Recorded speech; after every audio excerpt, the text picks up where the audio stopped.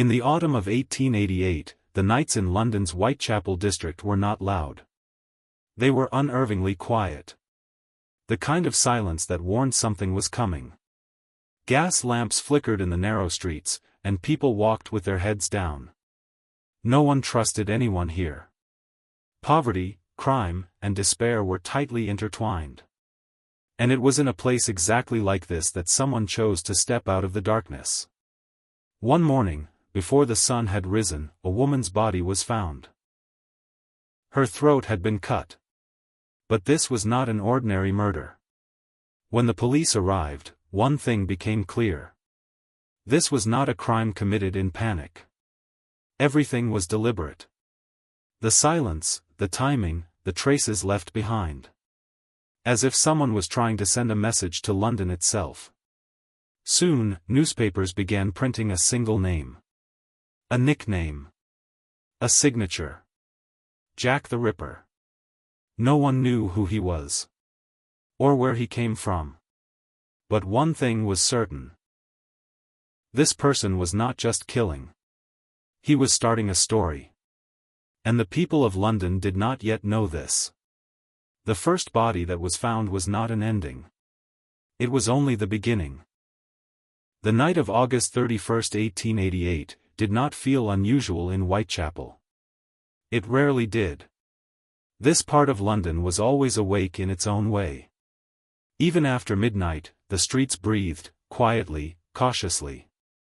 Factory workers heading home, women lingering near alleyways, men drifting between taverns and cheap lodging houses. The air smelled of damp stone, smoke, and neglect. Poverty was not hidden here, it was exposed, raw, and constant. Whitechapel was overcrowded, underpoliced, and forgotten by the rest of the city. Thousands lived packed into narrow streets where rooms were rented by the hour and survival depended on luck more than effort. It was the kind of place where people learned not to ask questions. Where screams were ignored. Where darkness blended seamlessly into daily life. And that is why no one noticed him. Mary Ann Nichols was 43 years old. She was known by most as Polly. Her life had been shaped by loss long before that night: failed marriage, poverty, alcoholism, and years spent drifting between workhouses and the streets. By 1888, she had very little left. No stable home. No real protection. Just the night, and the hope of earning a few coins before morning. Shortly after 2:30 a.m., Mary was seen alive. She was drunk, unsteady, but cheerful enough to joke with a passerby. She mentioned she had already earned some money that night, and spent it. That detail would later haunt investigators. It meant she had gone back out. It meant she was vulnerable again. Less than an hour later, she was dead. At approximately 3:40 a.m., a carman named Charles Cross walked down Bucks Row, today known as Durward Street. It was a narrow, poorly lit street, bordered by high walls and silent buildings. As he approached a dark shape lying near a gateway, he initially thought it was a tarpaulin or discarded clothing. Then he saw her. Mary Ann Nichols lay on her back, her skirts raised slightly, her body still warm. Another man joined him, and together they examined her briefly. In the dim light, they saw blood but did not yet grasp the full horror. Believing she might still be alive, they went to find a police officer. By the time authorities returned, the truth was undeniable. Her throat had been cut, deeply.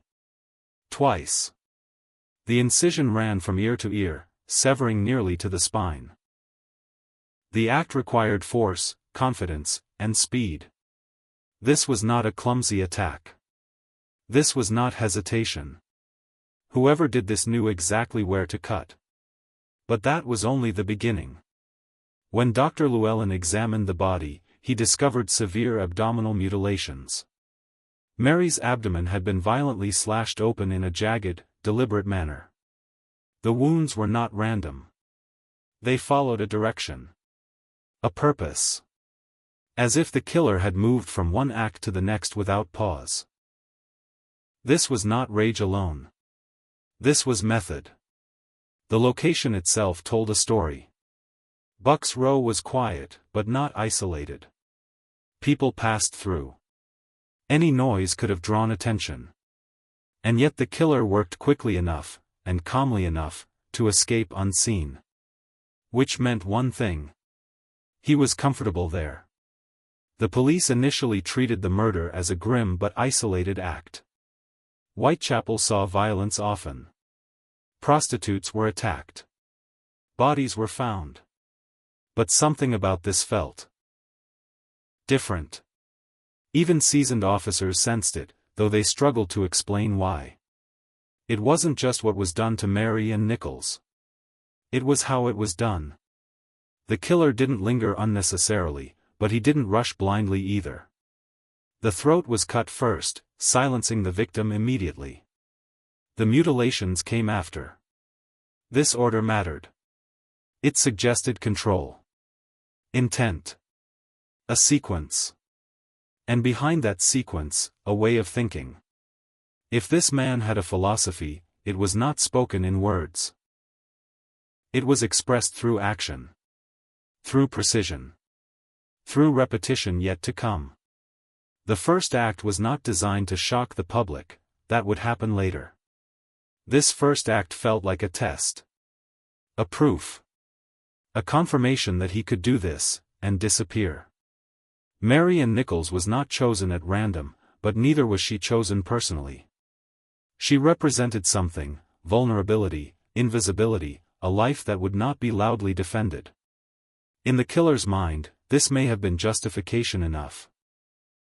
To him, the streets of Whitechapel were not watched. The people were not protected. And rules did not truly exist.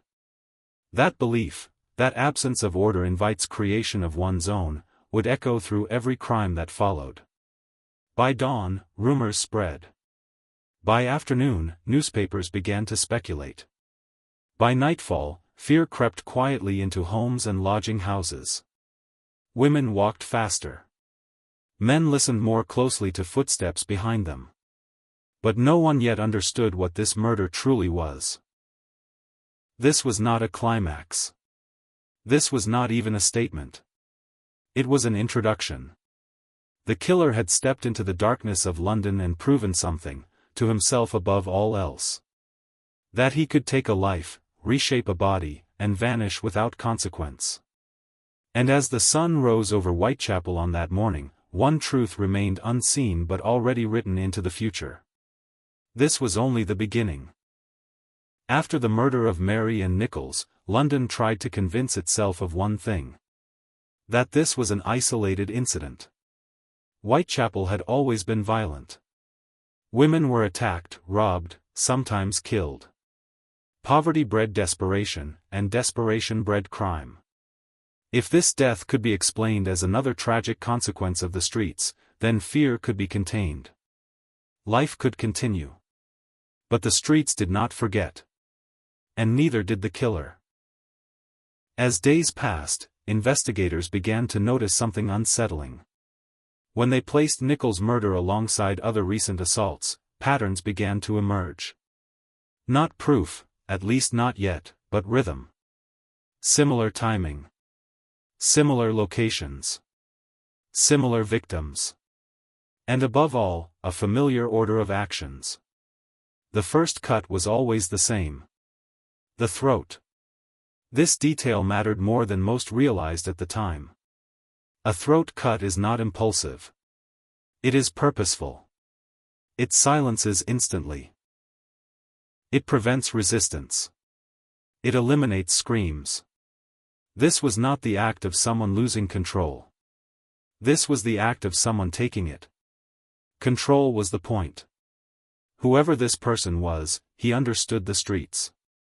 He knew how quickly footsteps could appear, how sound traveled in narrow alleys, how long he had before discovery. He didn't strike in hidden rooms or abandoned buildings. He struck where people could pass, yet didn't. That confidence narrowed the field. Police began to consider what many did not want to say out loud. These crimes were not committed by different men. They were the work of one. The victims shared striking similarities. They were women living on the margins of society. Poor. Unprotected. Often intoxicated. Their lives were not closely monitored, their disappearances not immediately noticed. In the eyes of the city, they were replaceable. In the eyes of the killer, they were available. This was not about hatred toward a specific individual. It was not personal revenge. The victims were interchangeable. That alone suggested a chilling truth: the killer was not driven by emotion toward them, but by something internal, something ritualistic. Repetition is rarely accidental. Each crime followed a sequence. Approach. Silence. Precision. Mutilation. Escape. There was no evidence of a prolonged struggle. No signs of panic. That absence spoke volumes. Panic leaves chaos behind. Hesitation leaves mistakes. But these scenes, disturbing as they were, showed consistency. And consistency implies intention.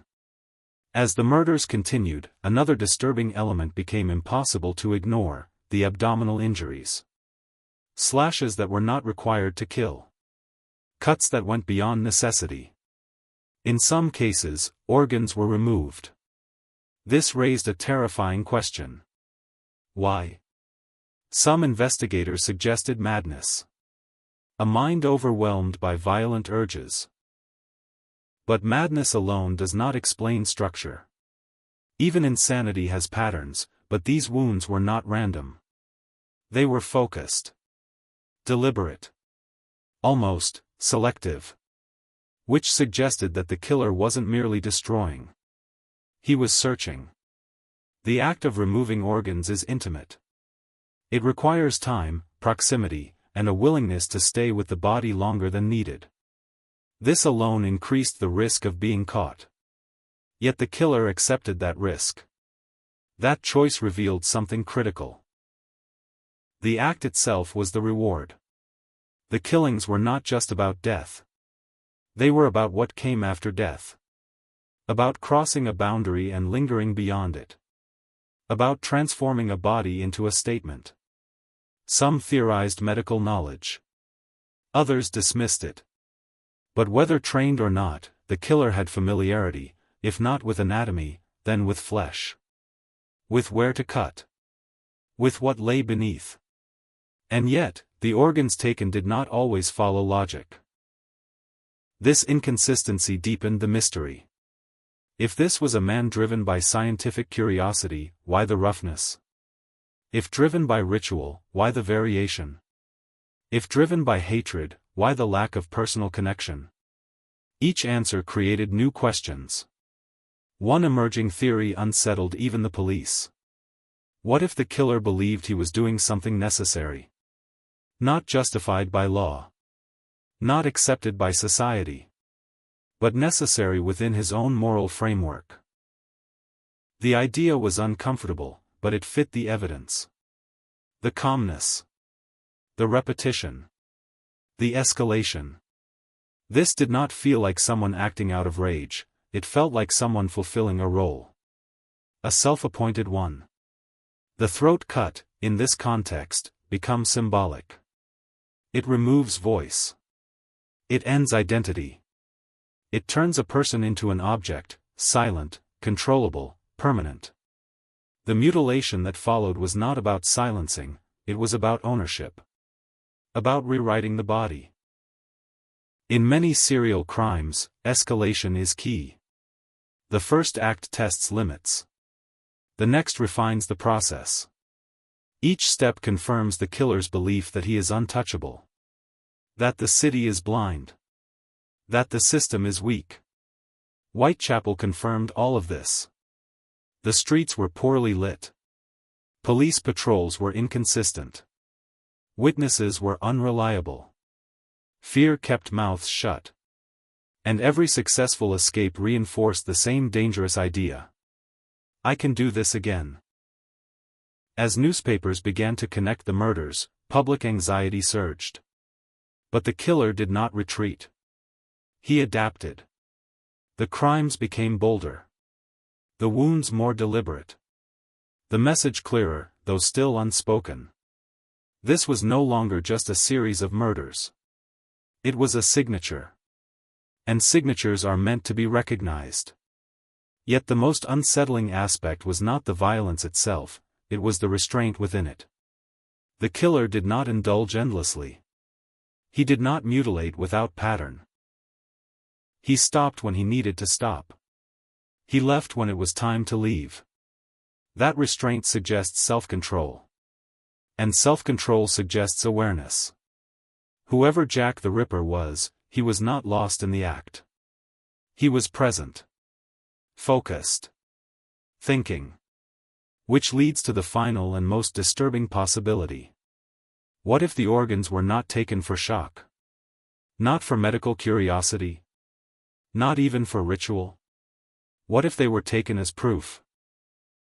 Proof to himself that he had crossed a line few dare to cross. Proof that he could not only kill, but alter. Transform. Claim absolute power over another human being. In that sense, the murders were not about death. They were about dominance over life itself. And if that was true, then the killer would not stop easily. Because no amount of repetition could satisfy something that was never meant to be fulfilled. By the end of this chapter, one truth becomes unavoidable. This was not chaos. This was not coincidence. This was not many hands. This was one mind, refining its craft in the shadows of London. And the worst was still ahead. History remembers Jack the Ripper by what he did. But it remembers his victims mostly by how they died. That imbalance is part of the tragedy. Because before they became crime scene photographs, police files, and newspaper headlines, these women lived. They laughed. They failed. They hoped. They made choices, some bad, some unavoidable. And none of those choices sentenced them to death. To understand the weight of these crimes, we have to step away from the killer's shadow and look directly at the lives he ended. Mary Ann Nichols, Polly. Mary Ann Nichols had been struggling long before that night in Bucks Row. Born into a working-class family, she married young and had children. For a time, her life was stable. But separation from her husband marked the beginning of a slow collapse. Without support, she drifted between lodging houses and workhouses, relying on cleaning jobs and occasional charity. Alcohol became both an escape and a curse. By 1888, Mary was sleeping wherever she could, often earning money through prostitution when no other options remained. She was described as friendly, even optimistic when drunk, someone who joked to mask despair. On the night she died, she believed she could still make enough money to afford a bed. She never made it back. Her death was sudden. Efficient.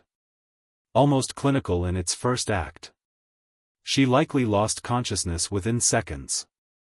In a cruel way, hers may have been the least prolonged suffering among the victims. But she was the first. And that alone sealed her place in history. Annie Chapman.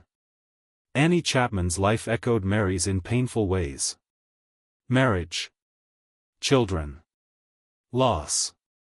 Her children died young, a grief from which she never recovered. After her husband's death, Annie fell deeper into poverty and alcoholism. She survived by selling handmade crochet work and, when necessary, her body. Annie was known to be sick. Tuberculosis and malnutrition had weakened her. On the morning of September 8, 1888, she was seen talking to a man near the backyard of 29 Hanbury Street. Hours later, she was found there. Her death marked a turning point. Unlike Mary, Annie's body showed clear anatomical focus. Her abdomen had been opened, and her uterus removed with disturbing intent. This was not frenzied violence. It was selective. Purposeful. The removal took time. That meant the killer felt safe. Annie Chapman's murder shattered any remaining illusion that the first killing had been random. It demonstrated escalation. It also showed that the killer was becoming more confident, willing to stay longer, to do more. Her death horrified even seasoned officers. And yet, life in Whitechapel went on. Elizabeth Stride. Elizabeth Stride's story is different, and because of that, deeply unsettling. Born in Sweden, Elizabeth moved to London seeking opportunity. She married, worked, tried to build stability. But by the late 1880s, she too had fallen into poverty. Still, she was described as cleaner and more composed than many others on the streets. She avoided heavy drinking and often stayed with friends. On September 30, 1888, she was killed in Dutfield's yard. But her body told a strange story. Her throat was cut, but there were no abdominal mutilations. This deviation is critical. Many believe the killer was interrupted. Footsteps. A noise. A sudden risk. If true, Elizabeth Stride represents a moment where the killer was forced to flee before completing his ritual. Which makes her death uniquely tragic.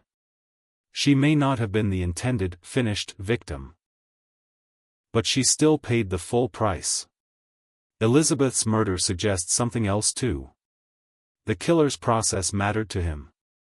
When interrupted, he did not improvise. He waited. Catherine Eddowes. Less than an hour after Elizabeth Stride was killed, another woman died. Catherine Eddowes. Catherine was intelligent, sharp-tongued, and well-read despite her circumstances.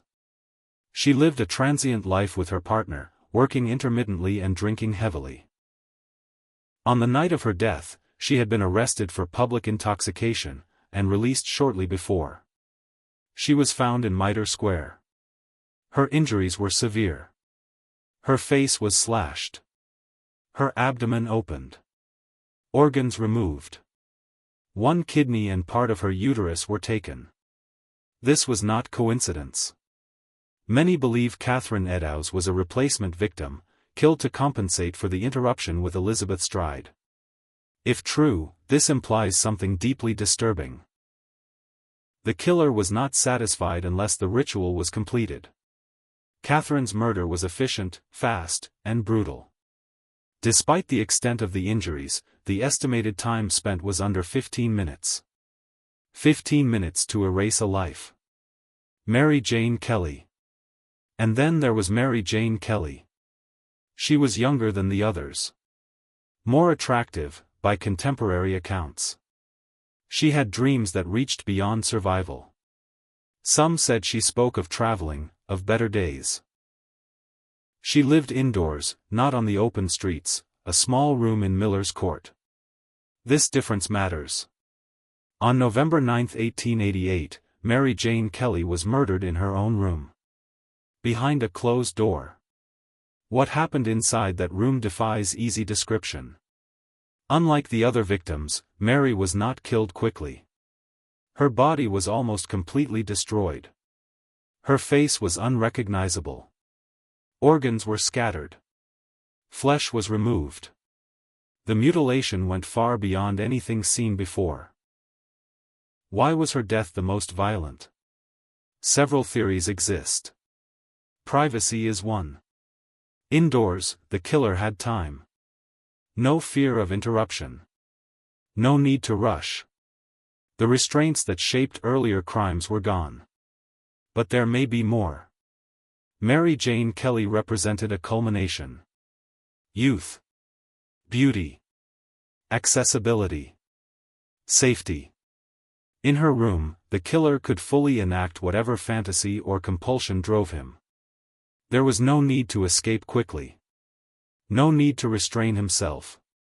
This was not escalation alone. This was release. Her murder feels final in a way the others do not. As if something reached its peak. As if the killer had gone as far as he could. And then, it stopped. The killings ended after Mary Jane Kelly. Whether by chance, death, imprisonment, or choice, we do not know. But her room remains the darkest chapter in the story. Not because of gore, but because it reveals what happens when a violent mind is given time, privacy, and absolute control. These women were not symbols. They were not lessons. They were not expendable. They were human beings crushed by circumstance, then erased by violence. And yet, even in death, they exposed the truth of the man who killed them. Not through his words, but through the choices he made with their lives.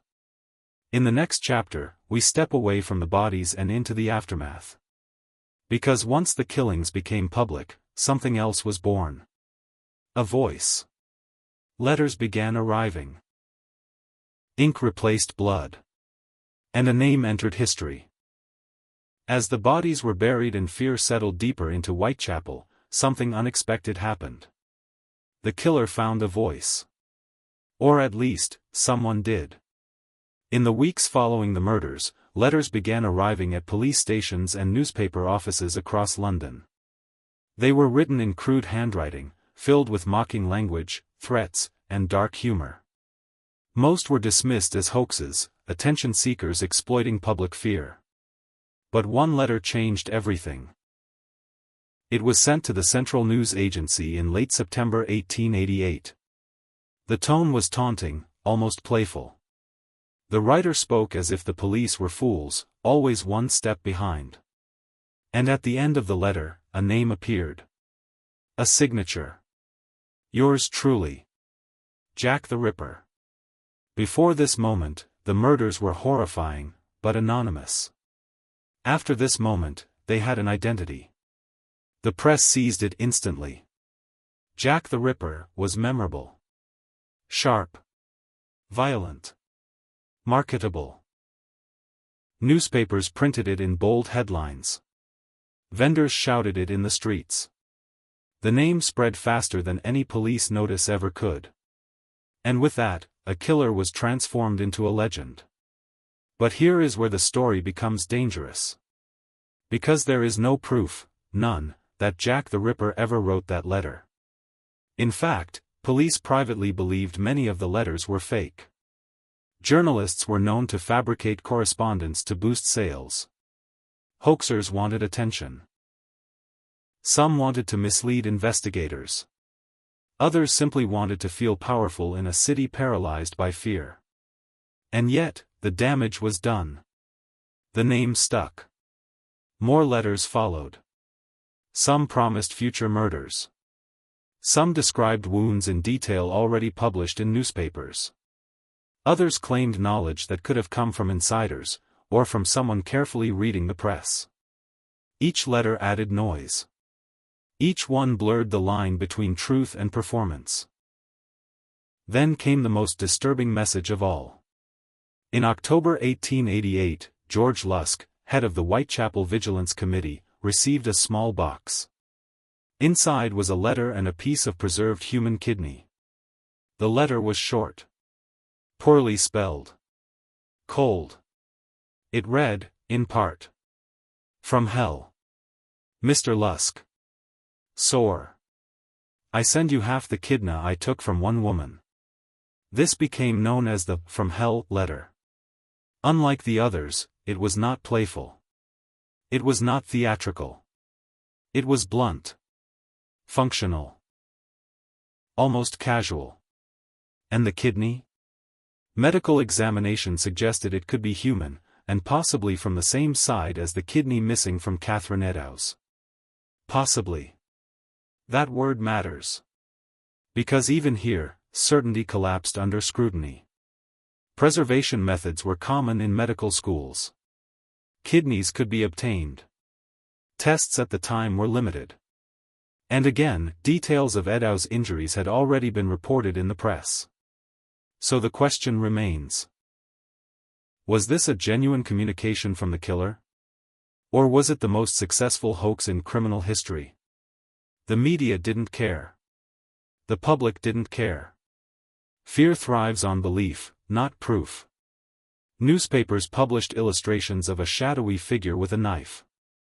Editorials speculated wildly about the killer's intelligence, background, even social class. Some papers criticized police incompetence. Others glorified the mystery.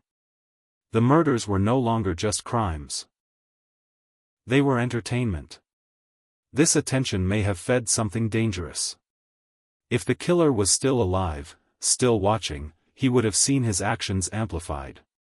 His anonymity transformed into infamy. His silence replaced by a chorus of speculation. Or perhaps, and this possibility is more unsettling, the killer never sought attention at all.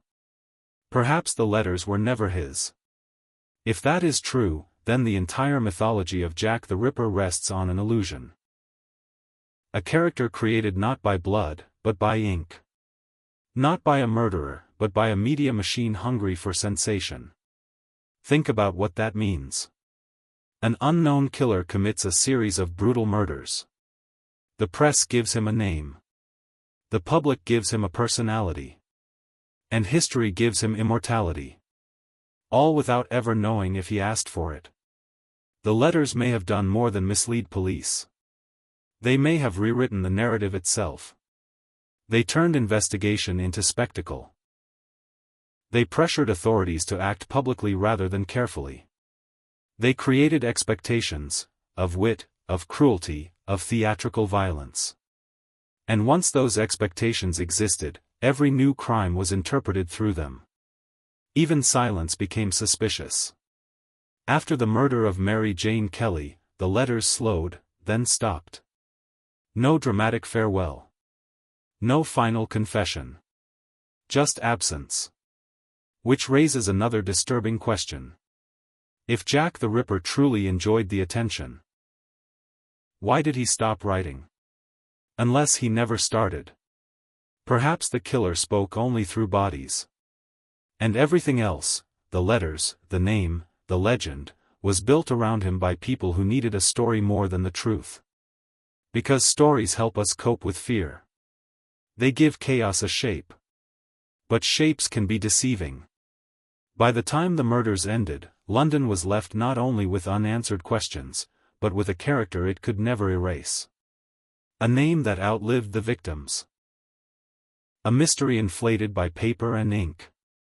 And the most haunting thought of all. What if the real killer walked away unnoticed? While the world chased a ghost created by headlines? By the autumn of 1888, London was no longer just afraid. It was angry. Each new murder widened the gap between the public and the police. Confidence eroded with every unanswered question, every false lead, every headline that suggested the killer was always one step ahead. What frightened people most was not simply that the murderer was still free, but that the system meant to stop him appeared powerless. The reality was harsh. Victorian policing was not built for a case like this. There was no forensic science as we understand it today. No fingerprints. No blood typing. No DNA. Crime scenes were unsecured, often trampled by crowds before proper examination. Evidence was handled by hand, stored poorly, or not preserved at all. Witness statements were taken hours, or days, later, filtered through fear, bias, and poor lighting. Memory was unreliable. And memory was all they had. Whitechapel itself worked against the investigation. The streets were labyrinthine, packed with narrow alleys, courtyards, and dead ends. At night, gas lamps offered limited visibility. Shadows dominated. A man could vanish in seconds. The killer exploited this perfectly. Police patrols were inconsistent, stretched thin across a massive population. Officers often worked alone, on foot, without coordination. Communication was slow. There were no radios. By the time a body was discovered, the killer could already be miles away. Or blending quietly back into the same streets. Then there was the problem of witnesses. Whitechapel residents distrusted authority. Many were immigrants who feared deportation. Others avoided police out of habit or survival. Some witnesses came forward only after reading newspaper descriptions, their memories reshaped by suggestion. Others contradicted each other entirely. Every testimony added confusion. In response to mounting pressure, police began making arrests. Not always because of strong evidence, but because they needed to be seen doing something. Men with criminal records, mental illness, or foreign accents were questioned aggressively. Some were detained briefly, then released. Each release fed public outrage. Rumors spread quickly. Innocent men were accused in lodging houses and taverns. Mobs gathered. Vigilante groups formed, claiming they would protect the streets if the police could not. The Whitechapel Vigilance Committee patrolled at night, armed with whistles and sticks. But fear does not sharpen judgment. It distorts it. Several near misses haunt the case to this day. Men seen with victims shortly before their deaths. Suspicious individuals spotted near crime scenes. Reports that were filed late, lost, or dismissed. Leads that might have mattered, if followed with more time, more resources, or less chaos. But chaos ruled everything. The police were not incompetent in the traditional sense. They were overwhelmed. Crushed between political pressure, public hysteria, and the limits of their era. Every decision was scrutinized in the press. Every failure magnified. And the press never stopped. Newspapers criticized investigations openly, sometimes publishing details that should have remained confidential. This compromised future interviews and tipped off anyone paying attention. Including the killer, if he was still watching. It became impossible to separate investigation from spectacle. Even the police themselves were divided. Different divisions worked separately.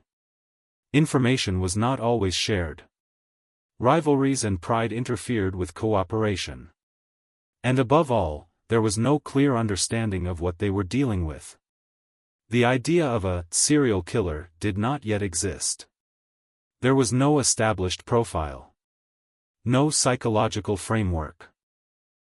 The murders were treated as individual events connected by circumstance, not by a single evolving mind. This delay in recognizing the nature of the threat may have cost lives. Meanwhile, Whitechapel lived in constant tension. Women altered their routines or stopped working at night, often at the cost of survival. Men walked their wives home. Doors were bolted earlier. Every footstep in the dark sounded suspicious. Every stranger became a potential killer. And with that fear came the most dangerous impulse of all. The desire to find someone to blame. Lynching was not uncommon in Victorian England. Crowds could turn violent quickly. More than once, innocent men narrowly escaped mob justice after being falsely identified as suspicious. Fear needed an outlet, and it did not care about truth. In this atmosphere, the killer thrived. Whether he intended it or not, the murders exposed the fragility of order. They revealed how quickly society fractures when safety disappears. How easily justice bends under pressure. And eventually, something even more unsettling happened. The murders stopped. No arrest. No confession. No resolution. Just silence. For the police, this was not victory. It was failure without closure. They could not claim success. They could not prove the threat was gone. All they could do was wait, and hope. And hope is a weak defense against doubt. Because when a killer vanishes without explanation, the question is not if he escaped, but how. And that question would linger for generations. When fear demands answers and evidence refuses to cooperate, suspicion fills the void. In the decades following the Whitechapel murders, dozens of names were put forward as possible candidates for Jack the Ripper. Some were criminals. Some were doctors. Some were artists. Some were simply convenient targets shaped by prejudice and rumor. Most of these names collapse under scrutiny. But a small group remains. For figures whose lives, actions, and timing align just closely enough to be unsettling. None can be proven guilty. None can be fully cleared. And that is what makes them dangerous. 1. Aaron Kosminski. Why he is suspicious. Aaron Kosminski was a Polish immigrant living in Whitechapel at the time of the murders. He suffered from severe mental illness, including paranoia and auditory hallucinations. He was known to harbor intense hostility toward women, particularly prostitutes. Police records, written years later, suggest that Kosminski was a primary suspect. One senior officer claimed a witness had identified him but refused to testify.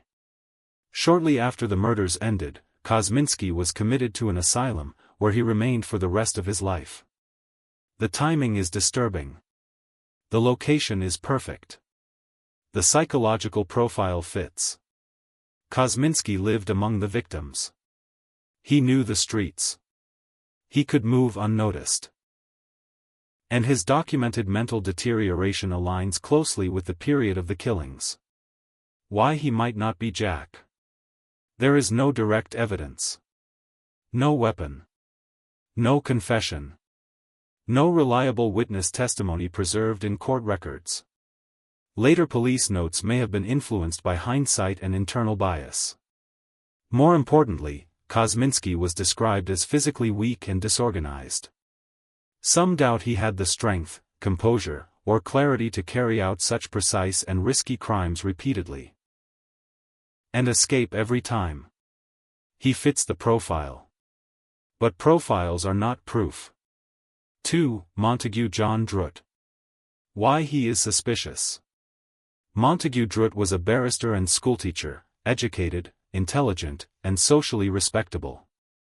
After the final canonical murder, Druitt disappeared.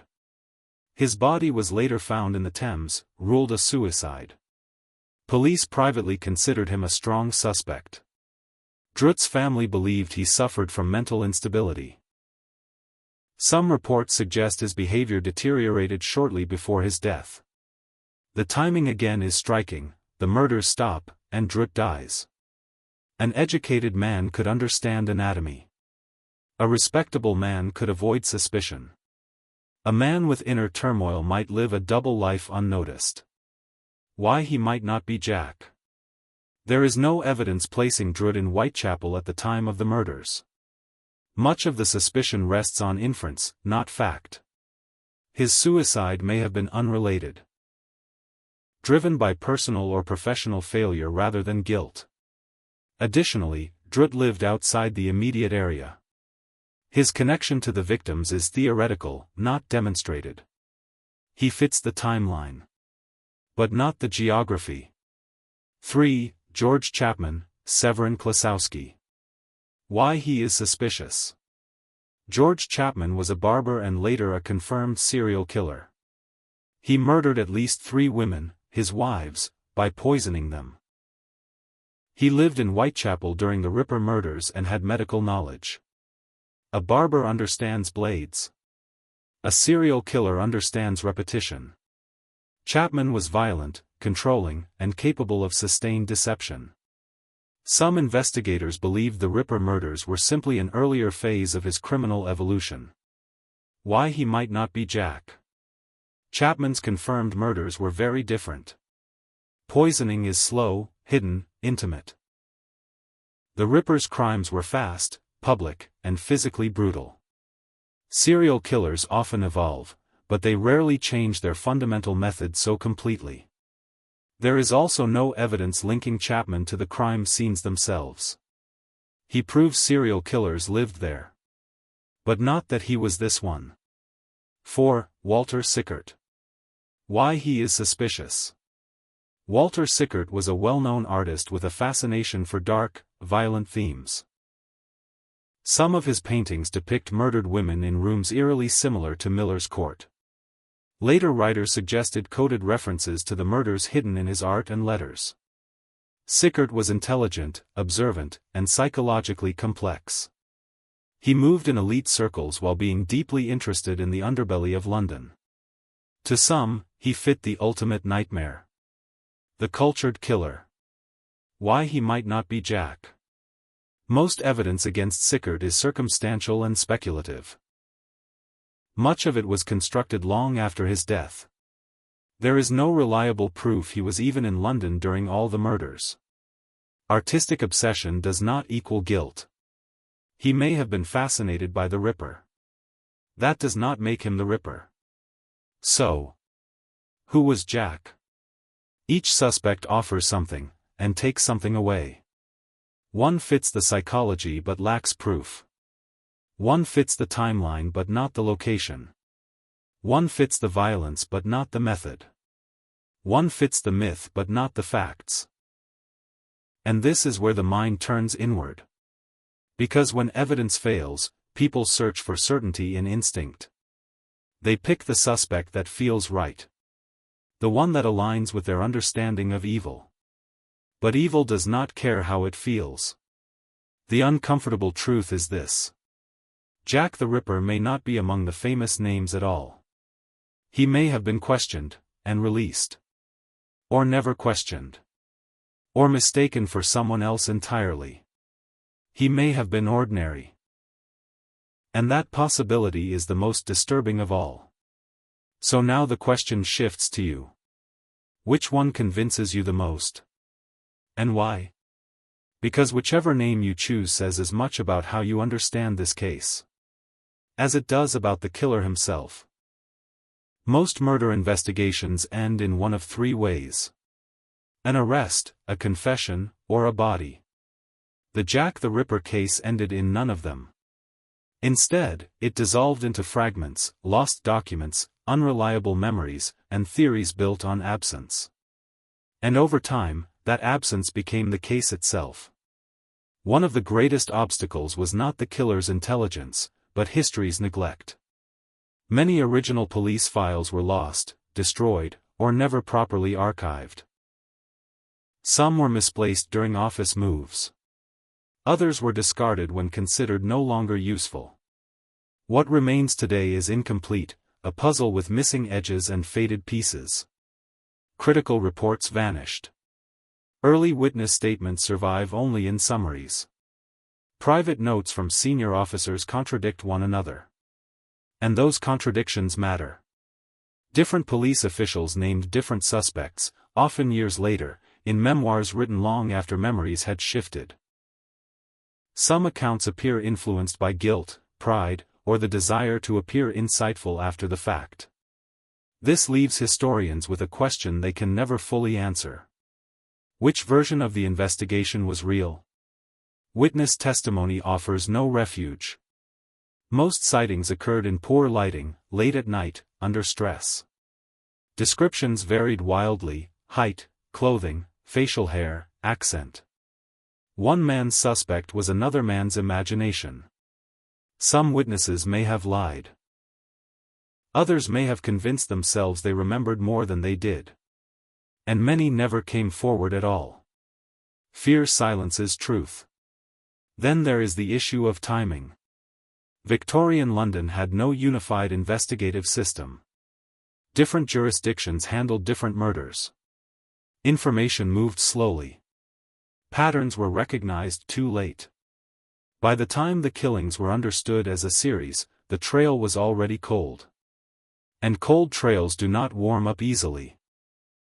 In the modern era, science offered new hope. DNA. Over the years, several items were claimed to contain genetic material connected to the killer, most famously, a shawl allegedly found near one of the victims. Tests were conducted. Headlines followed. Jack the Ripper identified. DNA solves the case. But science is only as strong as its foundations. The provenance of the shawl is disputed. There is no proof it belonged to the victim, or that it was present at the crime scene. It passed through countless hands over decades, exposed to contamination at every stage. Even if DNA is present, it could belong to anyone. And even if it matched a suspect, that match would still rely on assumptions layered on top of uncertainty. DNA can suggest. It cannot time travel. Without confirmed evidence tying an object to a crime scene in 1888, modern testing becomes a mirror. We see what we want to see reflected back at us. This is the cruel paradox of the case. Technology advanced. Certainty did not. Every new theory promises closure, but delivers only another question. Each solution creates debate rather than resolution. And with every passing year, the distance between truth and speculation grows wider. Perhaps the most honest answer is also the most unsatisfying. The case never closed because it never truly opened in a way that allowed closure. The killer existed in a moment when society was unprepared to recognize him, document him, or understand him. And once that moment passed, it took the answers with it. What remains is not a mystery waiting to be solved, but a reminder of limits. Limits of memory. Limits of evidence. Limits of justice. Jack the Ripper survives not because he was clever, but because history failed to catch him in time. And when history fails, legends take its place. Jack the Ripper did not survive because he was caught. He survived because he was never fully understood. As the years passed, the murders of 1888 slowly drifted out of living memory. Witnesses died. Streets changed names. Buildings were demolished. But instead of fading, the story grew stronger. The killer who vanished without consequence became something more than a man. He became an idea. Films turned him into a shadow stalking fog-filled streets. Television series reshaped him as a genius, a monster, a symbol of Victorian decay. Novels gave him motives, inner monologues, even tragic backstories. Video games turned Whitechapel into a playground of mystery and fear. Each version claimed to get closer to the truth. None of them did. Because Jack the Ripper works best when he is undefined. Pop culture did what history could not, it filled the silence. Where records ended, imagination began. Where evidence failed, symbolism took over. The killer was no longer bound by facts, only by what frightened people the most at any given time. That flexibility is his true immortality. Every generation recreates Jack in its own image. A surgeon. A madman. A genius. A nobody. And each version says more about us than about him. We want monsters to look like monsters. We want evil to announce itself clearly, wear a recognizable face, leave behind a clean explanation. But Jack the Ripper denies us that comfort. He reminds us of something far more disturbing.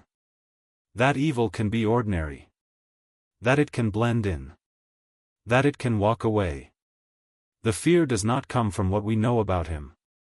It comes from what we never will. That is why the case still matters.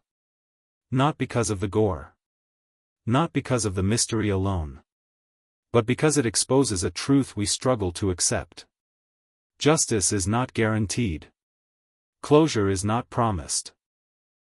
And some questions remain unanswered forever. The victims' names still echo, even if the killer's identity does not. Mary Ann Nichols. Annie Chapman. Elizabeth Stride. Catherine Eddowes. Mary Jane Kelly. Real people, reduced to footnotes beneath a legend they never chose to create. And yet, without meaning to, they did. Because their deaths forced the world to confront the darkness it preferred not to see. The failure of systems. The vulnerability of the forgotten. The thin line between order and chaos. Jack the Ripper did not invent fear. He revealed it. And perhaps that is why, more than a century later, we still return to this story. Not to solve it, but to stand at the edge of it. To look into the unanswered space and feel something uncomfortable. Because certainty is calming. But uncertainty is powerful. And in the end, the most frightening thing about Jack the Ripper is not what he did. It's that he disappeared. No ending. No justice. No final page. Just a question left open in the dark. And maybe that is where he still exists. Not in the past. Not in Whitechapel. But in the space between what we know and what we fear might be true. Because the unknown is always more frightening than the truth.